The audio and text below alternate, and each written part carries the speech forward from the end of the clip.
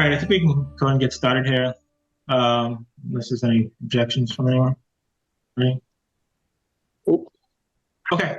All right, so I'll go ahead and call the Halifax Finance Committee meeting to order. It is 6:02 p.m. Today is Monday, February 12th. In attendance from the Finance Committee is Michael Bennett, Bill Smith, Jim Walters, Frank Johnston, EJ Bryan, and myself, Todd Dargy. Absent is Cheryl Burke. This meeting is being conducted remotely and recorded by Area 58. First order of business on the agenda for this evening, as always, is the minutes from the prior session. So it's the minutes from February 5th.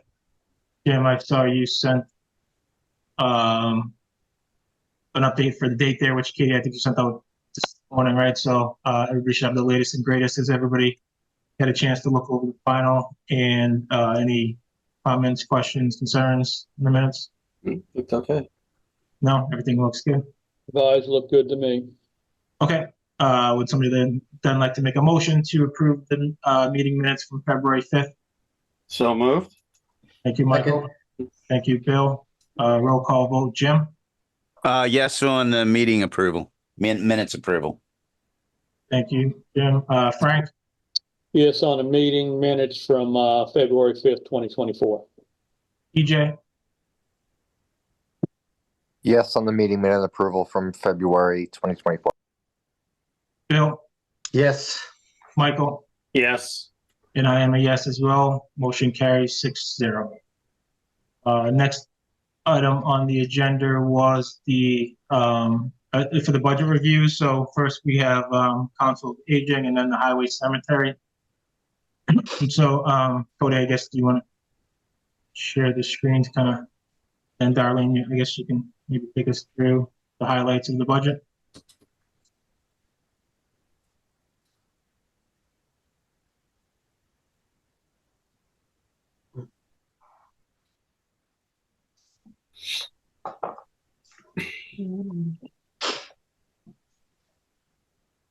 Okay, can everyone see this? Mhm. Council on Aging 116. Yes. Yeah. All right, so Darlene only has a few line items here. You can see 116 through 118. You can see what was requested here. So, and then my recommendation, there's a few differences, but Darlene, if you want to just give a little overview of kind of your budget request for the year.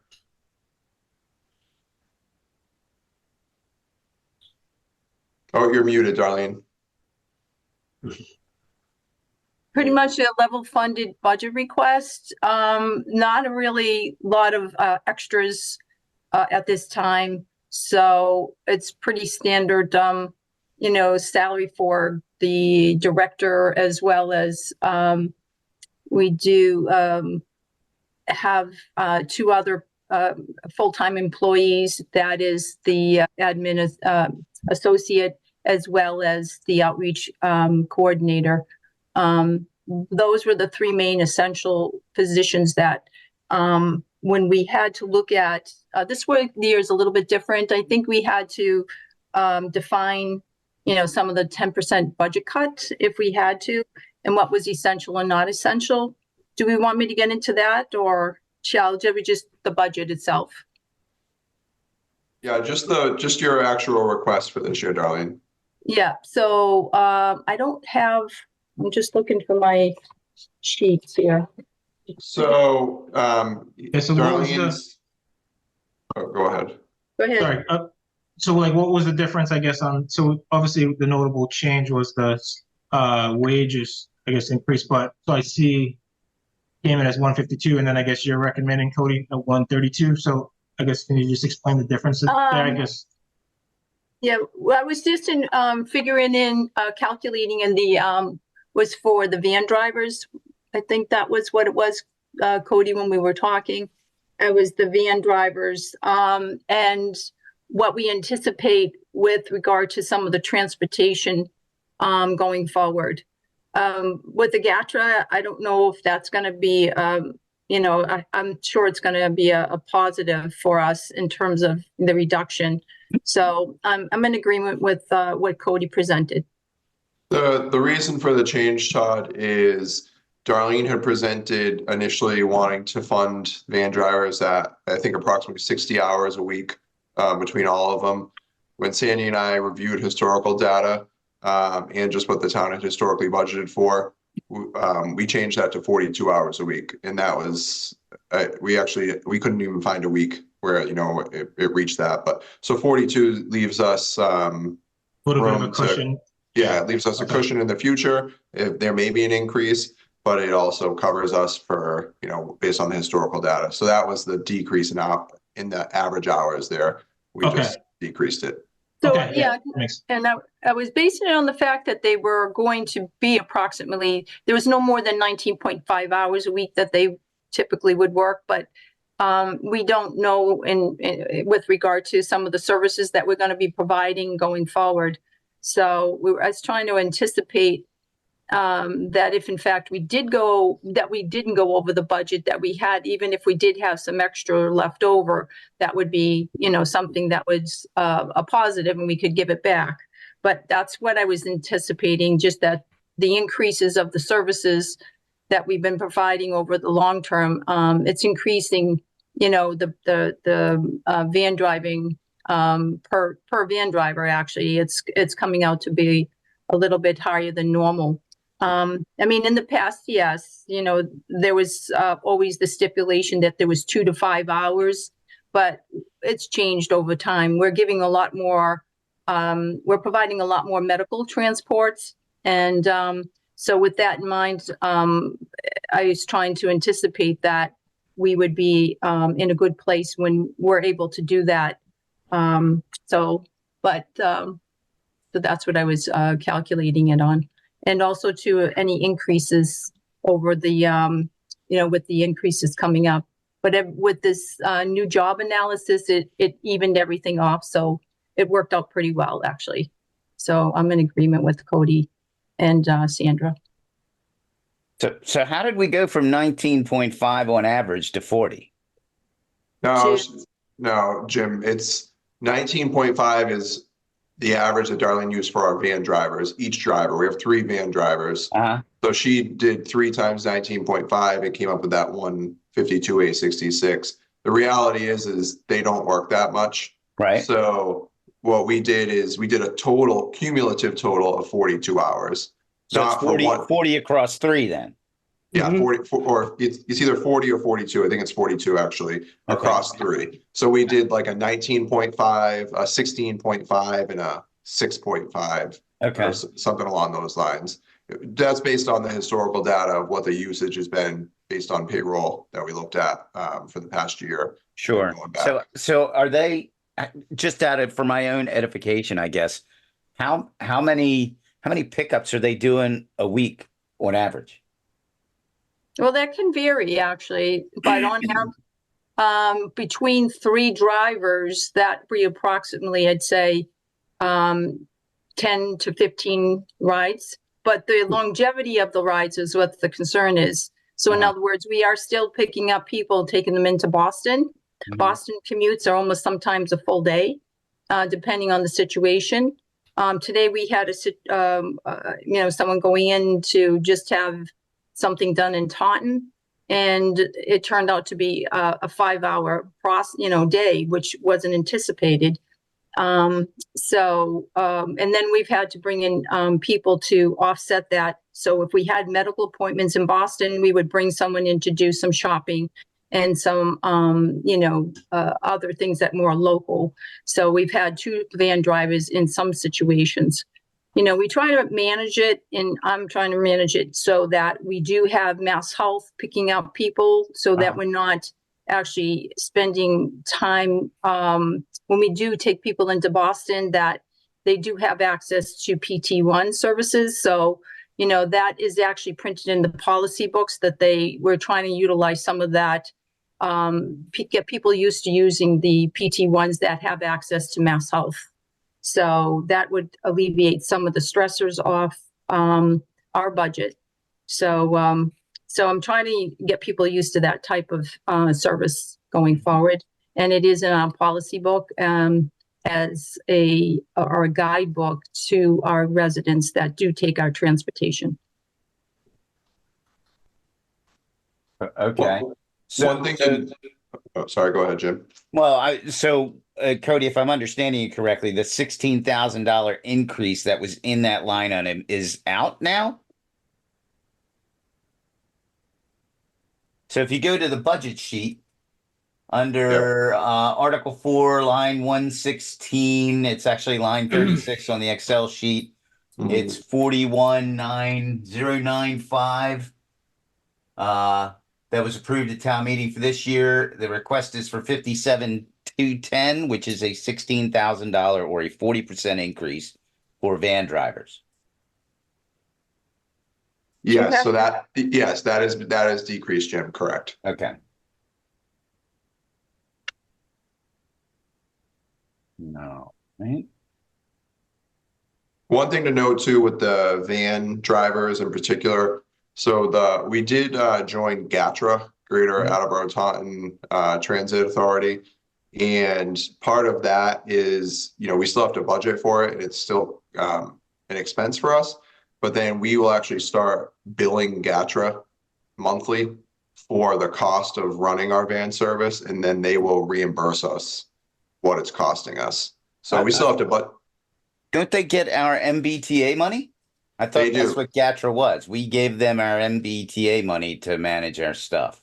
We will give them our MBTA. So we don't actually see that money per se. That gets taken out of our state aid. That money will then get rerouted to GATRA. And as a result, they will then reimburse us for the cost of our van fees. They're kind of like a pass-through, is what they'll act as. Right, but they get a percentage of that deal because that's how they make money. No, not necessarily. We can bill them up to the full amount of our MBTA assessment. Right. Okay. Yep. So we may, but let's say our assessment is $50,000 next year. We can bill them up to $50,000. If we bill them for 40, then we would only get 40 of it. The benefit to the GATRA is their aid from the state and federal government is based off of ridership. So they'll see somewhat of an increase in ridership, which will help them. It's not going to be significant because we're not doing high volume, but that's their benefit. Okay. So just last question from me, the outreach line and the comment in the section where it says unclassified position is outreach assistant, state grant funded at $18 an hour for 12 hours a week. Yeah, that was so that is out different than the actual outreach services and programs coordinator. She's a full-time 40-hour week position. This person is a full-time person, and she is at a different rate. The outreach assistant position was here when I first got here, and it was under the unclassified position along with the nurses position as well. And the outreach assistant would work closely with the outreach coordinator in terms of the applications for fuel assistance, SNAP, and a lot of different programs that we do there. So typically we would run the person that was with us for a year. She's actually retired fully. So she was up to 12 hours a week working to do a lot of the outreach assistant, but we didn't have a full-time outreach person at the time. So we were really getting a good deal in terms of the what she did provide in services. And so with a lot of the applications that she was doing.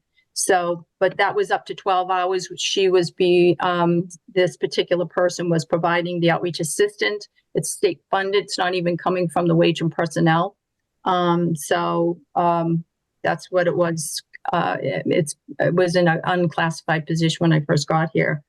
Over time, maybe at some point, maybe we could think about in either increasing it depending on when the building's built and we go forward. We'll see what happens.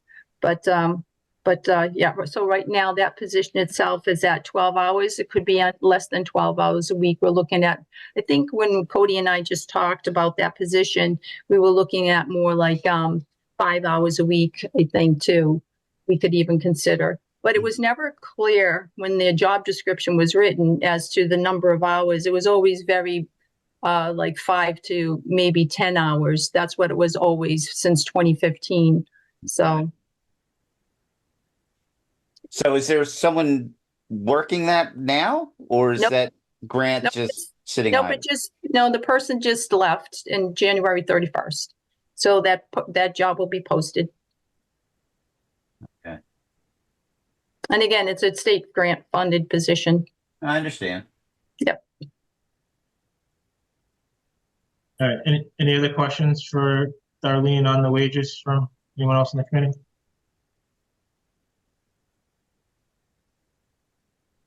Okay, and then, so Darlene, on the expenses, I guess, so can you just give us a quick overview on the updates there? So it looks like the van expenses and equipment are both jumping up by $500, I guess. Can you just let us know, I guess, what's driving that? Yeah, so the van itself, we do have an older van that does need some services outside of that. In fact, we're going to be bringing the van in to have them cleaned. In fact, one of the drivers said it today. When are we going to have our vans cleaned, because they're pretty dirty inside? So, I mean, we do clean them once they, once the drivers do come in, they do wipe them down and so on. But they do need a good cleaning once a year. That runs between was $150 to $325.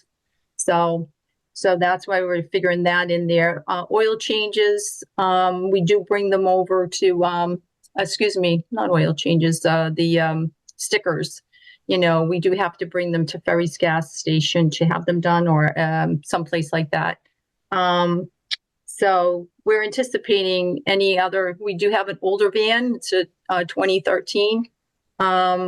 Some issues with it in terms of the lights. Some of the would having maintenance look at it. The highway department look at it. Thank goodness for them. To see why there's a light that's continued to be on. So we've had some issues with that. So we're trying to make sure, hopefully, nothing else happens. We did have an issue with regard. I did get an estimate on one. Our vans was something happened to the front of it, the grill. So that was a $322 item. I don't know if that's where that's going to come out of the budget. I don't know. Because it's something that happened just recently. So we just got the estimate for that. What was the other item you needed? Let's see, the van itself. Equipment was the other one. Equipment's increased by 500. Oh, yeah. So equipment, so with some of the items that we've been purchasing, for instance, we were looking at putting things into making it a more comfortable environment. So for instance, now we have an art class that started on Fridays, and we have a cribbage classes that were coming in. So a lot of these people coming to the center, small groups, but we're trying to make it more comfortable for them. So we did purchase some items for them. So, like speakers that could attach to the television, where they could they can listen to some music while they're painting and so on, and make it a little bit more comfortable environment. So, and other equipment that we've purchased, just things that do come up with regard to the computer systems. A lot of it goes through IT, but some items that we had to purchase, we just anticipated that some of these other things we're gonna go forward, and we're gonna be offering a hybrid program, but a lot of the stuff will be covered under a grant. We also want to upgrade our iPads. We have 2 iPads that need to be upgraded. So equipment, sometimes, we just had to purchase some things, new chair. A couple of our chairs you've seen our department. So we had to purchase a couple of chairs too, in terms of that type of things. So. Darlene, do the iPads or the technology, do those need to be updated in terms of buying new devices, or do they have to be updated in terms of the software that's being used on them? The software. Yeah, Okay. that's what I talked to, I talked to Caesar on that. So he said that the software would have to be updated. So I'm going to talk with him further about it. So, but it's something that we're going to have to use as in-kind services that we're going to be providing through this hybrid program that we got from the state. We're part of a state model in which we're going to be granted, we were granted $100,000 for 2 years to look at hybrid modeling for other COAs. So we're working with Bridgewater on that. And they, in turn, they've actually got $100,000 or $200,000 as well. So both of us together will be working together with some of they're providing us with 35 laptops. We have 2 iPads that we're going to be as in-kind offering to this program. So we're going to have to update some of that software. Okay, great. Thank you. All right, thank you for all the background there, Darlene. Any other questions for Darlene from anyone? No? Okay, all right, I think that's it, I guess, Darlene. Thank you for Thank you. us through.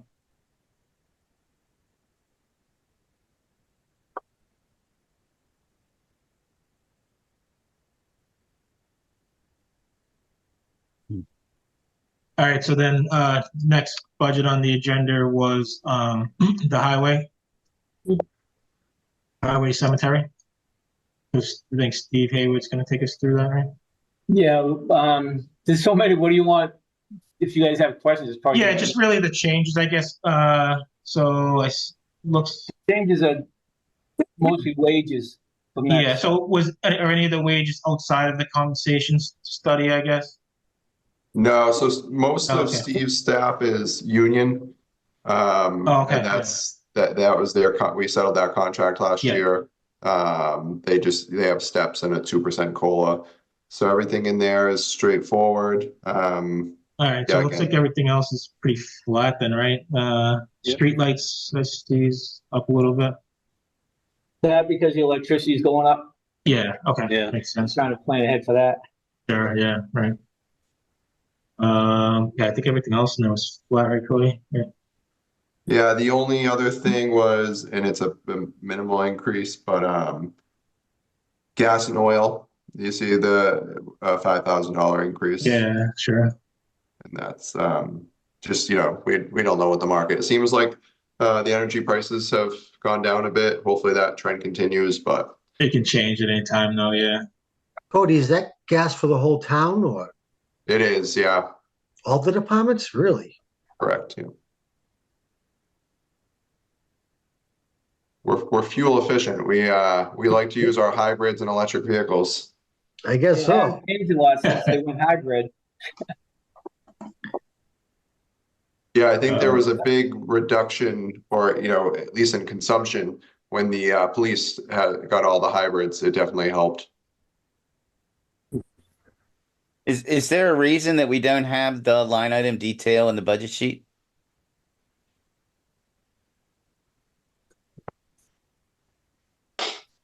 Yeah, because you look at supplies, it's 58,705. What's in that number? And wages. one is that? What is it? Article 4, line number 84. It's just got a lump sum at the top. So the underlining sheets are in the folder, right? But Yeah, right. No, I see what you're saying. So Steve, the question is like under town roads, for instance, you have just a total number of 58,705, but then there's a breakdown individually of contractors, engineering, rental of vehicles, things like that. Or if you go to your expense budget, your total request is 6771, but I think what they're looking for is more of a breakdown into the individual categories of how Yeah, that's you what anticipate. I actually did write that in the bottom here for breaking it down, and I haven't had a chance to break down all the individual things. That's one of the actual things I've been working with Kathy to have everything we buy in each individual thing is going to be going on a new spreadsheet that we're having, so that we can break it down instead of just trying to remember what we spent it on. If that's Same on the stormwater at 144,400. Yeah, that's another. Some goes to engineers costs, sweeping costs twice a year, but we only pay for that once a year out of stormwater. Same as catch basin cleaning, we have to do it twice a year now. We do that, one for stormwater, and then the highway pays for the other one. Yeah, I'm looking for a detail of what's in 144,400. That all go, Frank, that one's all pretty much consulting. Really? Yeah. Water consulting. What, Our consulting costs are about anticipated to be about 97,000 for this year. and what's 96 that and change. consultant doing for $97,000? All of our stormwater management, Such MS. as, MS4 permitting, overseeing all the projects, making sure we're in compliance with our MS4. It's very thorough, in depth. Yeah, they come out and do all the investigations on the manholes or catch basins that might have discharge. yeah, so they're the ones that have the certification to do the investigation work, write the monthly, quarterly, and annual reports. Is that correct? Yes. Our workers aren't certified to do the monthlies and quarterlies. Even if we were, we don't have the manpower to go out to all the catch basins to do the investigations. And then just that have was the engineering firm sign off at the end of the year based on our, filling out our stormwater requirements, on the forms. A lot of that is just visual inspection work. Yeah, it's just, we would have to add additional staff. It wouldn't be cost effective if we took that on ourselves. I'm unaware of any communities, similar in our size and budget that, do the stormwater management, MS4 stuff in-house. Wow, because that's a lot of money for the, is that on a, what kind of contract is that? Is that a 3-year contract with the firm, or what are we doing there? Are we going out for bids annually on that, or? It's an annual contract. We don't go out for bids because we don't go out annually because you can't just switch. You can't go back and forth with these firms. They don't like to take on each other's projects. So we reevaluate every few years. But it's an annual contract though. It's not a multi-year contract. No, it's an annual contract. Would it be worth maybe looking at doing an annual contract to make it more competitive in terms of the annual cost on it? We could. So these are estimated costs. That 96 or 97,000 I had mentioned. That's not a contracted cost. They basically, we pay an hourly rate, depending on who's doing the work, right? What level of, whether it's an analyst, a PE, whatever it may be. And then they estimate the hours that they're going to spend. If they spend, there may be more or less hours at the end of the year. So we don't have like a set contracted rate. We just have an hourly rate. So yeah, it's something we can look at. Again, it really comes down to manpower and being able to go out for these things. Would we ever bid it if we were doing multi-year? Would we bid it out that way? I understand the reasoning behind not bidding it out on an annual basis, but it seems like there might be opportunity to make the rate a little bit more competitive if we're putting it out every few years for people to bid on versus just riding with the same every year. Yeah, it's something we could certainly look at. Who sees the reports? They're posted online. They're on our website, all the MS4 permits and the annual reports. I'd like to have a look at that. Let's see what $90,000 gets us. I mean, it's not just for the reports. They do a lot of the project management, And the actual permitting that they submit to the state and federal government, they prepare everything for us. Yeah. We sign off on it and then submit it, but they're the ones preparing So everything. when you say project management, are they executing the project or are they just overseeing it? For the most part, they're overseeing the project, making sure it's being done, completed to the standards in the permit. So the actual work is being done by a subsequent contractor to them?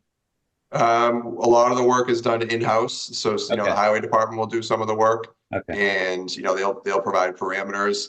And then if there's larger projects or things beyond kind of our scope, then we would hire another contractor, and they would kind of assist in the oversight. Yeah, I'd venture to say a lot of that money is spent on inspections by their people. Is that correct? The consultants, field tech goes out and he fills out the monthly, quarterlies and annuals, paperwork and turns it in. The project manager reviews it. The PE signs off on it, puts a stamp on it. I'm assuming that's where most of the money goes. Let's see, I can pull up the breakdown. Hey, Steve, how many basins do we have in Halifax? I think it's like 1,200. Yowza. Yeah, I've got one in front of my house they haven't done in a few years, Steve. Yeah. Well, you're not on the list. I used to be on the list. I used to do it. Yeah, so they anticipate having to spend, $23,000 next year on catchment investigations, field work, technical analysis, another 12,000 on catchment investigation follow-up. So, and support for removing highest priority illicit discharges. There's GIS work that has to be done with it. So stormwater system GIS database maintenance and upkeep. They anticipate another, 9,000. Let's see. Yeah, so a good piece of it's done in their field work. Yeah, annual inspection of town-owned stormwater treatment system, approximately 10,000. Phase 2 of the retrofit report, 6,000. So yeah, so their cost anticipated for next year are 96,450, and then we also have to use that, like Steve said. So we're required per our permit to street sweep twice a year. So one of those sweepings is paid out of this budget, and then one of them is paid out of Steve's highway budget. And that's what is that, Steve? $15,000-$20,000 per sweeping. Yes. And we contract that out as well. Yes. Something Steve and I a few years ago, but it got shut down. Yeah, so Steve and I have talked about it, maybe something in the future on the capital plan that we want to invest in a street sweeper. If you're not using them all the time, you could probably get 20 years out of a street sweeper, Steve? Yeah, but then you got to hire somebody to drive it. 25, 30 years, I think they got out of the last one. Yeah, you talk just a little truck mounted unit, Steve? What's that? Just, you talking about like a F-250 mounted unit, single cab type thing? Yeah, that's what I was looking at, one of the smaller ones. Yeah. But it would have to have the suction off the back so we can actually clean some of the basins when we have to do inspections. So you Yeah, can actually clean basins with the sweeper. right.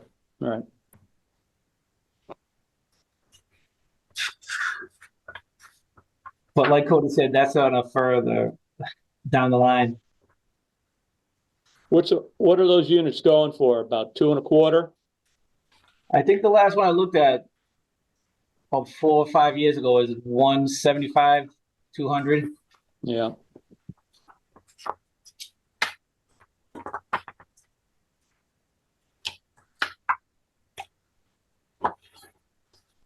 And how much we spending annually on that, Steve, on the street sweeping? I believe it's 20. I do not have that in front of me. 20 to It's 30,000 twice. So it's once a year, but twice a year, but it's the total cost would be about 30,000.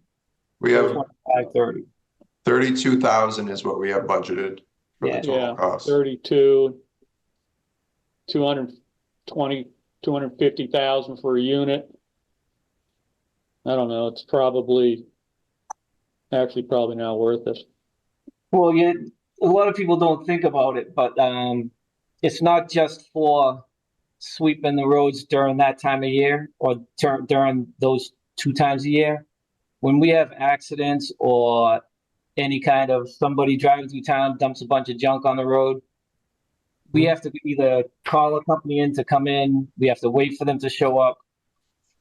Usually they have an officer that stays around, but sometimes you'll have to get a detail officer, so you're paying more money there. But it's just extra little cleanups that would save also. So it's not just for stormwater. Yeah, but can't we get an attachment for one of our machines to do that, Steve? Like our I've been skid looking loaders? I've been looking at a smaller one for the new backhoe. Yeah, because those work for those types of Yeah, incidents. that's for the pretty well. small little jobs. Right. Yep.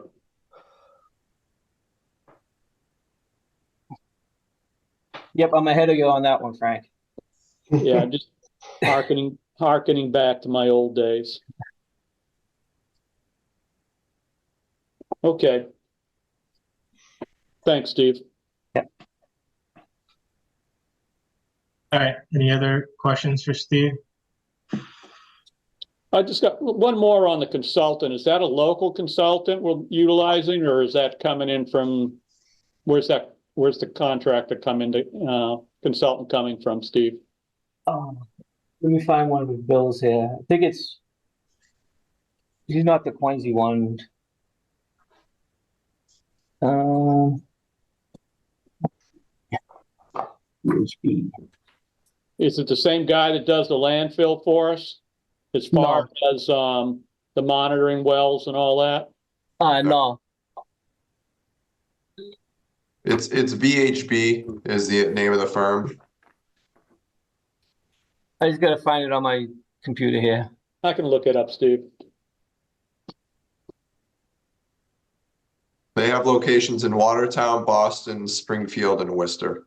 Yeah, so a little ways off. So we're paying that travel time too.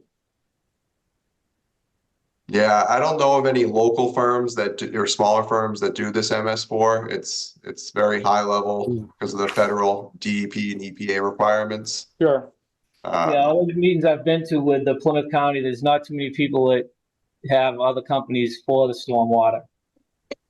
That's what I was wondering about the landfill that does our, it's an engineering firm we're using for our landfill to do our monitoring system and stuff. I was wondering if that was another part of what they may do, Yeah, we use Tie and Bond for our landfill. It's a pretty large company. Yeah, so I don't know if that's in their wheelhouse or not. But if you can package up I could ask them. Yeah, because we package up some of these other engineering and consulting deals with one firm, get a little bit better of a deal all the way around.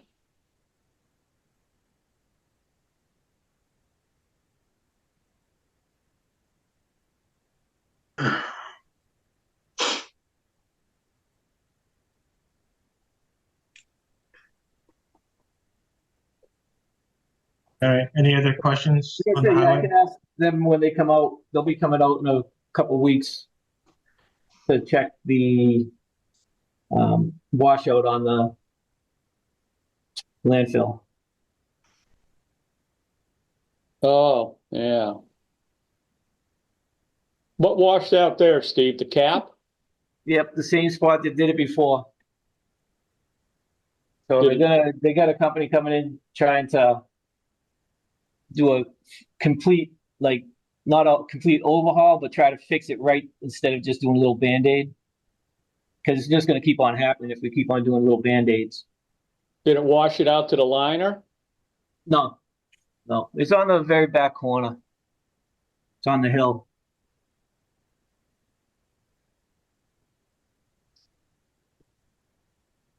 So, I have a follow-up question regarding the cemetery. So, the town approved a new excavator last year, Steve, for the cemetery. I hope that worked out well for you. I just put it up on Facebook the other day. Okay. Yeah, I saw Um, that out there, yeah. So what happened with the old one? That get auctioned? That's what we're trying to see if the water department was gonna buy that. Cause they always use our stuff. Yeah. And they were gonna take the old backhoe, but that got too bad, so it was not worth the town keeping. But the little John Deere, they use that a lot for water breaks and Mhm. other stuff they do. So instead of keep on borrowing our stuff, they were gonna buy that off of us. Okay. So when is that deal going to get done? When I remember to ask them, Well, you can't have two. no, it's just sitting out there now. That's still on the back. Uh-huh. But So you it's still have the old one. we still use, yeah, we are still using it, or the water department just used it also. So it's not like it's just sitting there doing nothing. They're Sure. both being used now. And you took the delivery on the new one when? Oh, that was back in, oh, it's been a couple of months because we had an Uh-huh. issue with registering it. Okay. So I think that was November, I think we got it. Okay. And what's the value? Till this last week What's the value you're carrying at this point on on the equipment? the small one. For the old excavator, yeah. What's the trade-in value for that one? Yeah. Well, the trade-in value was 25,000 back when we looked at it last year. I thought we couldn't do a trade-in because it was Right, that's why we valued didn't over trade it. 15,000. Exactly, that's why we didn't trade it in. And that's why it was either gonna go to auction when we do the auction this summer, Uh-huh. or Yeah. the water department buy it. Okay. So how does that work, Cody, that goes to another department? Is that just a lateral move or just a paper move? What is that? No, because they're an enterprise fund, so they would need to actually purchase it from us. You would actually have to write a check back to the town through the enterprise fund? Technically speaking, I mean, yeah, we would have to, it would probably be more just moving the money, but they would have to Oh, follow yeah. the process like they were, buying it externally. They need to go through, that needs to be approved. It should go through the capital plan. And it would need to be approved at town meeting for them to use, retained earnings, I would assume, to purchase it. And that just goes at fair market value, or do we set a value to sell it to them for? We would set a value, Better value. Then where does that money go to? The general? correct? Yeah, okay. So Steve doesn't get any relief on that then, to his budget numbers? No, but we knew that when we approved the capital funding for the new The piece. new one, yeah. It helps go back into free cash ultimately.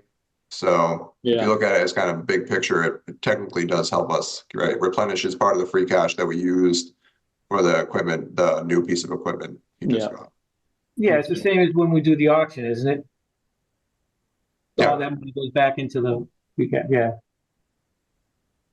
And so you said the auction is done in the summer, is that right? Is Yeah, that we'll, like, we'll try to, well, I was waiting till we had enough things to auction off, and now with the new machine, if the water department doesn't take it, then we'll be putting that on the auction. We've got an old truck, an old forklift from the recycle, and a couple other just small, like hand tool things that are no good. People use them for parts, so we just get maybe $5 for them or something. But it's something. When do we have to have that done by? To get, Oh, I've never had a specific date on when they tell me to have it. I just try to get it so that been trying to do them every couple of years, at least one every couple of years. Because any department can put in, if they have anything extra, desks, whatever, if we have a spot to store it, they can put it on auction and the town can get money for it. no, I'm talking about getting that other old machine off of your books. Oh, yeah. I mean, we could take it off the books and just hold it and not use it. That would stop payment for insurance and all that. No, we want to keep it insured. But yeah. Right, yeah.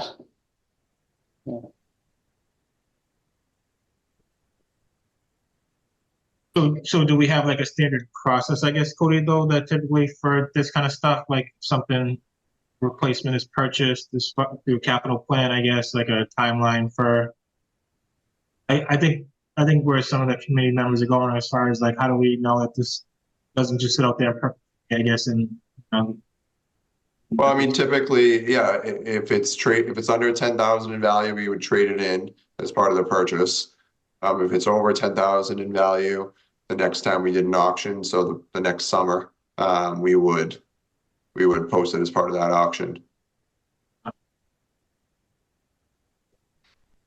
Well, I guess my concern is when we approved this last year, it was presented, at least from my perspective, that this device was not worth keeping. It was getting old. It's a potential to break down, and we needed a new one. So we approved that, and now we're still using the old one, and we have the new one. So it's kind of, to me, it just seems a little bit fuzzy as to what I thought we were told versus what is happening. The biggest thing with the small one was the cemetery. We couldn't get the vaults in the double deep section Right. We can't lift them with that little machine. Mm-hmm. And that's what this new machine that actually fits in between everything, and it picks up the vaults, no problem. The cover. Sure. How many events do we have back in that section a year? Ooh, this year? Yeah. I'm going to say, I have to look at the books, but I'm going to say at least 8 or 9. Okay, so it's so what's the run rate then at this point?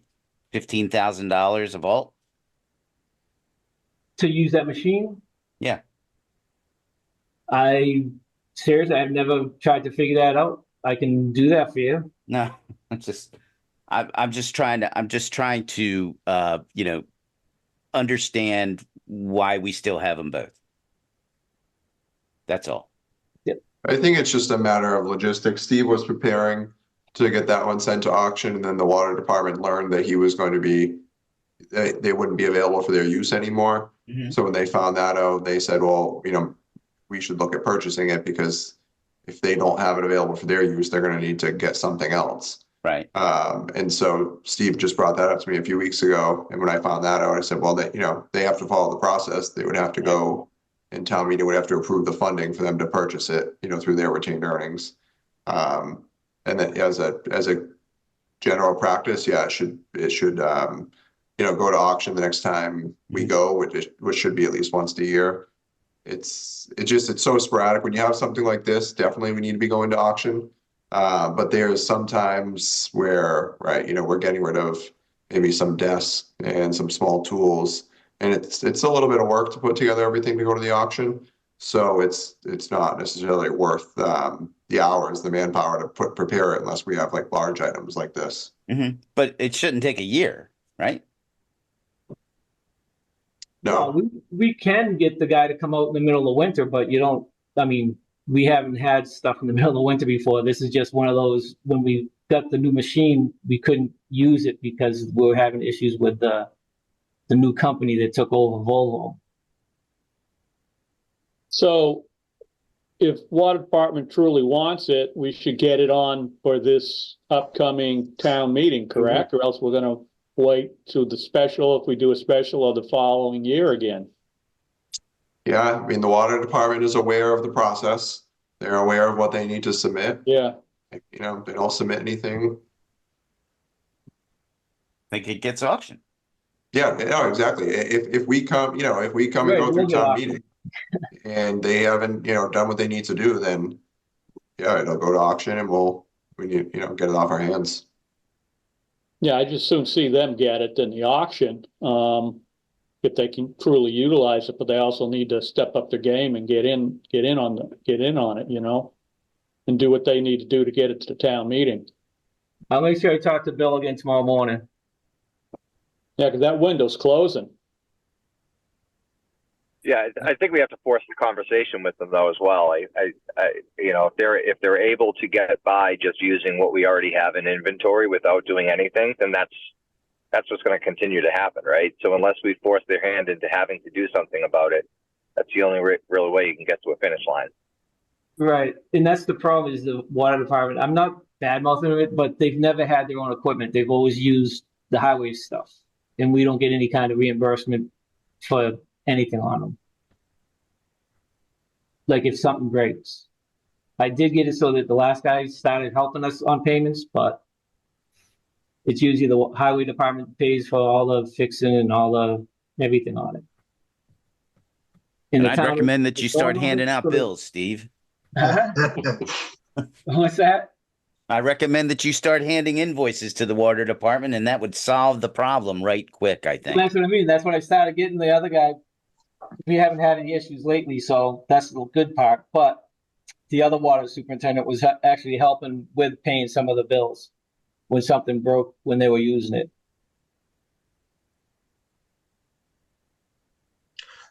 I just got a question. These are all different departments, highway, cemetery, water, and they're all have their own piece of equipment? Highway cemetery has their own equipment, and water departments, that their individual department, they're on their own, but they use our stuff. So any of our general government would fall under like, so highway, for instance, is like a general government department where so any equipment they have, can be utilized, cemetery or anyone not enterprise fund. And then our water department and solid waste are technically enterprise funds. So they have not historically, but they really should operate like a business.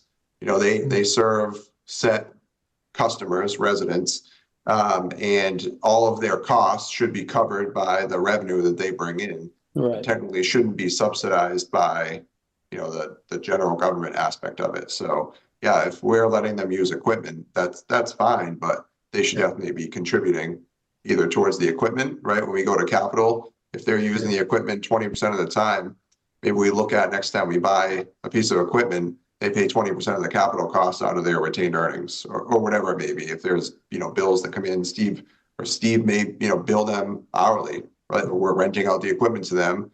Then, the going rate is whatever, $50 an hour. They use it for 8 hours. They're going to get a bill for $400.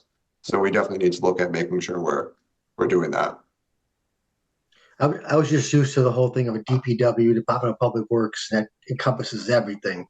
Mm-hmm. Yeah, the town's not like that yet.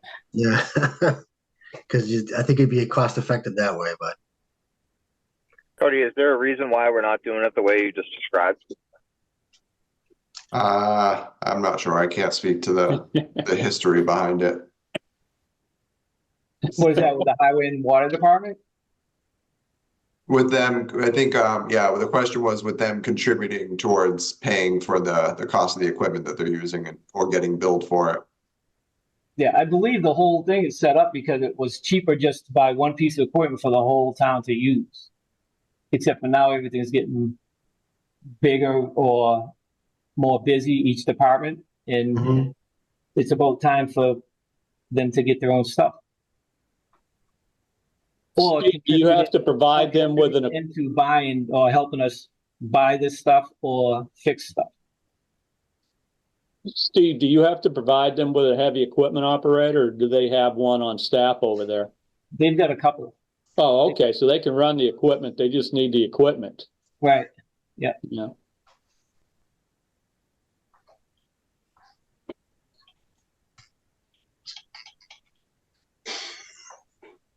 So is there a path forward for the town to hold them accountable for their own equipment? I guess that's the only question that's still out there for me. I know Yes. we can't speak to it, but moving forward, what happens? Yeah, definitely. I mean, it's a matter of, when we need new equipment to, identifying, is it equipment that they're utilizing? And if it is, what, roughly are they using it, 20% of the time, whatever that is. And then I would say we can, when we go to fund it, right, we can pay a percentage out of retained earnings if they're going to use it. Or until then we could, Steve could start charging them, rental fees for the equipment, some sort of reasonable rate. And then Steve, can send them a bill. And just like if they were using an outside vendor, they would need to pay that bill. Yeah, water department should have some form of an excavator. Yeah, it's a Yeah. given, you know, you've got most of your stuff is buried. Yeah, when they have water breaks, it's kind of a cluster trying to get everybody all situated to get Sure, the machines, you know. right. Exactly. If they had a machine, they can just get and go, you know? Yeah. And then Steve doesn't have to get up at 3 a.m. and go out to the water break there and deliver the machine to them.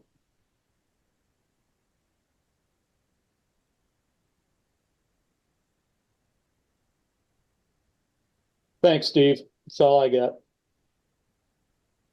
Thanks, Steve. All right, anything else for Steve before we let him go?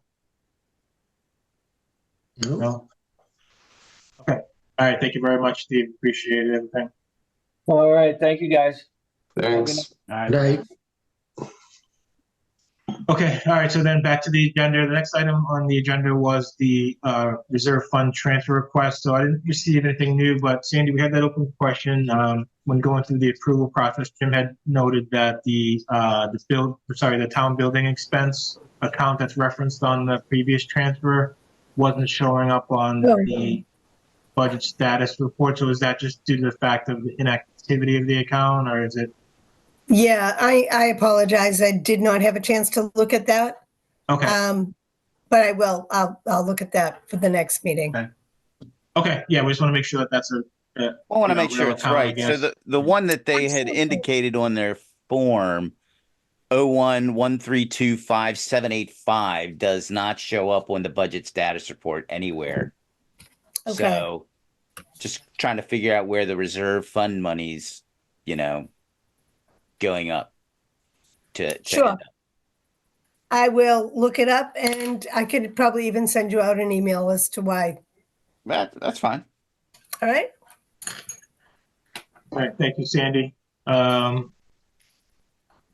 Next item on the agenda was the capital planning update. So we did have the meeting last week to go through the final capital requests for the year. We're just waiting on the free cash number and such, and then we'll be going through and making the recommendation. So that will happen sometime in March. So it's going to be on hold now until available. Next item, actually, any questions on that? Actually, before we move on? What did you review on that one, Todd? Was that all highway? No, it was actually I have my notes here for it was highway, Highway, building maintenance, and IT. IT, were the yeah. were the primary ones. I think that was actually all of them, and one from Those the three, historic yeah. commission. On the historic commission? Yeah, for the blacksmith shop needs some. Oh, yeah, they got foundation issues? Yeah. Yeah.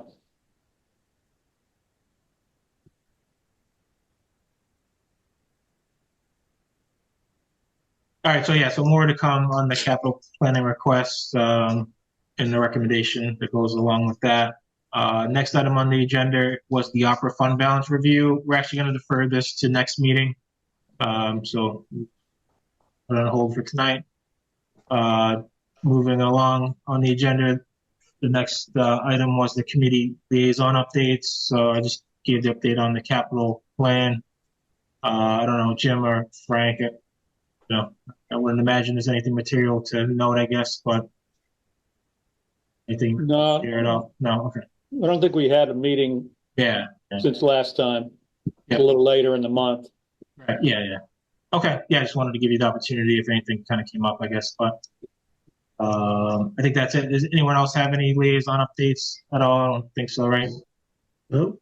No. Okay. All right. So then moving on. Next on the agenda was the correspondence and as may arise. So I haven't seen anything come across. Anything from anyone as far as may arise? Any other topics to cover for this evening? I've got one thing I wanted Go to ahead, Frank. throw out there, Todd. I saw a posting where fire department got a grant for FY24 for $15,500 for safety gear. Is that correct? There was, I don't know the amount, but there was a grant, right, Cody, for the fire gear that came in? I believe that was through one of our earmarks, public Yes. safety earmarks. So we got, it might have been 75,000 total. It was either 50 or 75,000 total for that. And that was general, public safety use. So we did some, camera upgrades at the police station in the cells. We used it to purchase a new, Striker CPR machine over at the fire station. And yeah, we used it for a couple sets of gear, and maybe one or two other miscellaneous things. Yeah, because what I saw, Cody, was 15.5. There was more than that. Yeah, they're usually 50 or 100. The Yeah. 15.5 was I believe a portion of the total. Yeah, so you're saying, Frank, the 15.5 was allocated to safety gear? Is that what you're saying? That's what it said. Yeah, I was just Okay. curious about that. Yeah, 15,500 firefighter safety gear. They have been getting a grant for safety gear. Firefighter safety equipment grant through the state, which was Yeah. a smaller grant. I don't know if that's the one you're looking at. Where did you see it posted, Frank? From Kathy Lenatra's site, State Rep Lenatra, Massachusetts Department of Fire Services announced the FY24 round of firefighter safety grants, and Halifax was granted 15.5.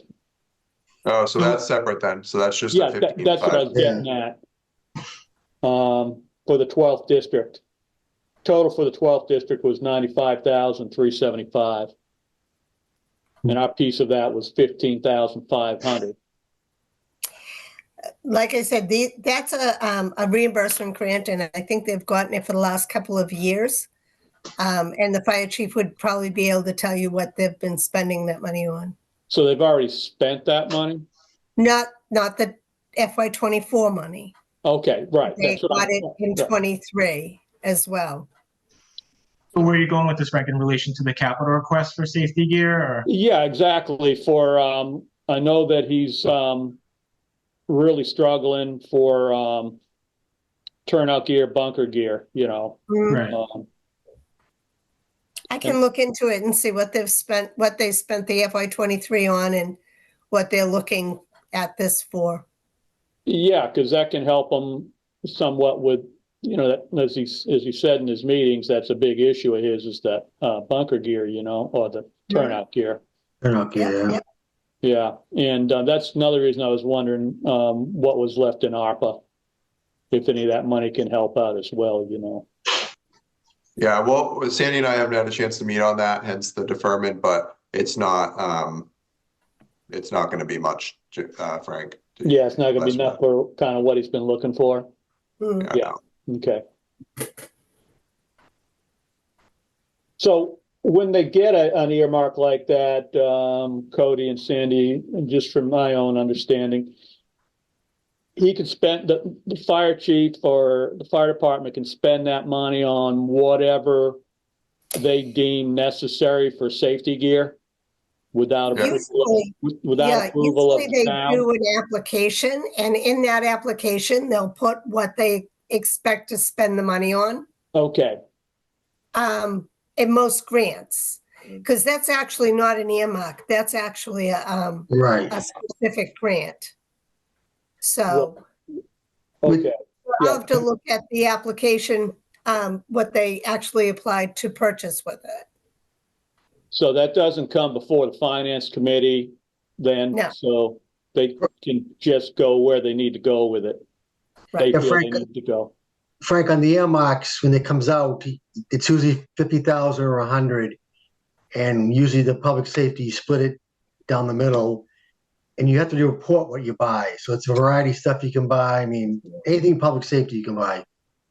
I mean, you can ask for permission to do other things too. So, but it's usually 50 or 100.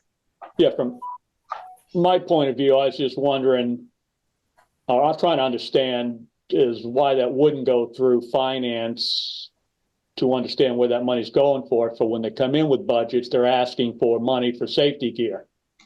And So going forward, Frank, that's part of us revitalizing the capital committee.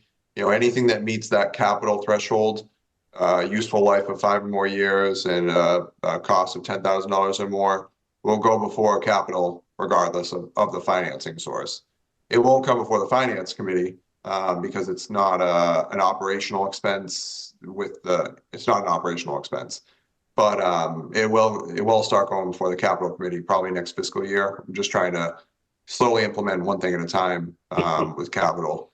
And then, yeah, we'll start getting all of those items, even grant funded items. Anything that meets that definition of capital should be going through the capital planning committee. Whether we have a grant, whatever the funding source is, it still should go through the process. Yeah, because we really need to know where the money's going, what it's being utilized for, especially when you come back with budgets looking for safety gear or whatever it may be, Yep, so that's definitely, yeah, it'll definitely go before the capital planning committee. And like Sandy said, the applications do have some information, but we have to sign a contract with the state. So any grant that we received, we have to sign a grant contract. Right. And in that contract, it actually specifically says how you can use that funding. And that's what the state uses to make sure we're in compliance. Sure. If it meets the criteria in the contract, you're good. If it doesn't, well, if you get audited or you apply for reimbursement, you won't get the money back. Okay. Thank you. And they want receipts. They want to know exactly how much you spent on each thing. At the end, when you quarterly reports, if it doesn't match up, they'll take the money back. Oh, yeah. Yeah, definitely. I've seen that done. I've seen them ask for the money back before. Yeah. Because they didn't buy what they said they were going to buy. Correct. And they wanted the money back. Yep. All right. Thank you, gentlemen. Okay, yeah, no, good question, Thanks, Frank, Sandy. and yeah, it'd be good to get some more awareness over those grants when they come in and such, so definitely great question, Frank. Anything else from anyone as may arise for this evening? Hearing none, I guess then, public participation. Anyone? No? Okay, all right, and then so that brings us to the end, I guess, for the next meeting planning. So next Monday, the 19th is a holiday, so we had planned to meet on Tuesday, the 20th, at 6 p.m. Does that still work for everyone? Works for me. Works for me. Okay, all right, so Tuesday at 6 p.m. I guess we'll see you all. I guess that's it for this evening. Would somebody like to make a motion to adjourn? So moved. Thank you, Second. Michael. Thank you, Bill. Roll call vote, Frank, Yes to adjourn. Jim, Yes, to adjourn. EJ. EJ. Thank you, EJ. Bill, Yes. Michael, Yes. and I am a yes as well. Motion carries 6-0. Thank you, everyone. Have a great night. Thanks. Have a good night. Thanks, Thank everybody. you. Thank you. Thanks, everyone.